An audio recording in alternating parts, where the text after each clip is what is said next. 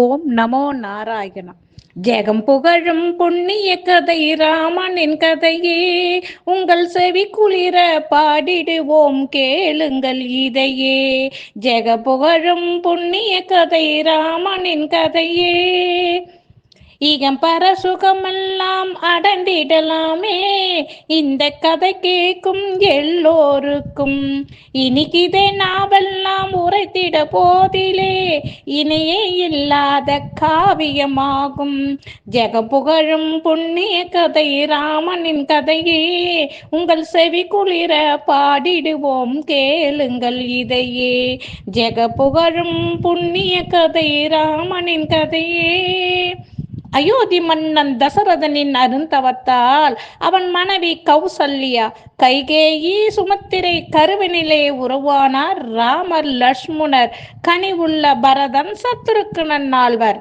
நாட்டினர் போற்றவே நால்வரும் பலகலை ஆற்றலம் அடைய மன்னன் வளர்ந்து வந்தாரே. காட்டில் கௌசிகன் யாகத்தை காக்கவே கண்மணி லட்சுமணரை அனுப்பினானே. தாடகை சுபகுவையை தரையில் வீழ்த்தியே தவசிகள் யாகம் காத்து ஆசி கொண்டனரே. தாடகை சுபகுவையை தரையில் வீழ்த்தியே தவசிகள் யாகம் காத்து ஆசி கொண்டனரே. பாதையில் அகலியின் சாபத்தை தீர்ந்த பின் சீர்பெரும் மிதிலை நகர் நாடி சென்றனரே. வீதியில் சென்றிடும் போதிலே ராமன் சீதை கன்னி மாட மீதியிலே கண்டான். காதலினால் இருவர் கண்களும் கலந்தனர். கண்ணியை வில்லெடுத்து சொந்தமும் கொண்டான். ஆணவத்தால் அறிவிழந்த பரசுராமன் அகந்தை தன்னை அடக்கி ராமன் வெற்றி கொண்டான். அரும்புதல்வனின் வீரத்தை கண்ட மன்னன் அளவில்லா ஆனந்த நிலையை கண்டான். மன்னவன் தசரதன் கண்மணி ராமனுக்கு மணிமுடி சூட்டவே நாள் குறித்தானே. மன்னவன் தசரதன் கண்மணி ராமனுக்கு மணிமுடி சூட்டவே நாள் குறித்தானே. மக்கள் யாவரும் மகிழ்வுடன் நகரே மகர தோரணத்தால் அலங்கரித்தனரே.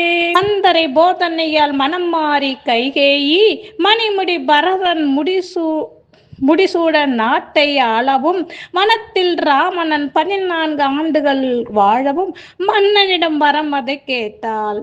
அந்த சொல்லை கேட்ட மன்னவர் மரண மூச்சை அடைந்த பின்னர் ராமனையும் அழைக்கச் செய்தாள். தந்தை முன்னை வனம் போக சொல்லி தம்பி பரதனுக்கு மகுடத்தை தந்தார் என்றாள். சஞ்சலமில்லாமல் அஞ்சன மன்னனும் சம்மதமே தாயே என வணங்கி சென்றான். மிஞ்சிய கோபத்தால் வெகு கொண்டெழுந்த தம்பி லக்குமணனை சாந்தமாக்கினார்.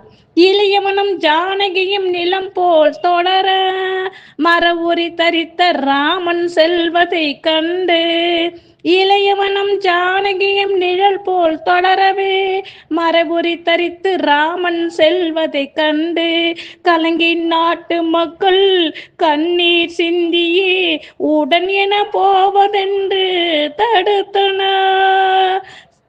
ஆறுதல் கூறிய கார்முகில் வந்தான். அன்புடன் அவர்களிடம் விடையும் கொண்டானே.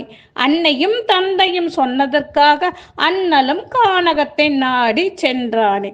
ஜெக புகழும் புண்ணிய கதை ராமன் கதையே உங்கள் செவி குளிர பாடிடுவோம் கேளுங்கள் இதையே.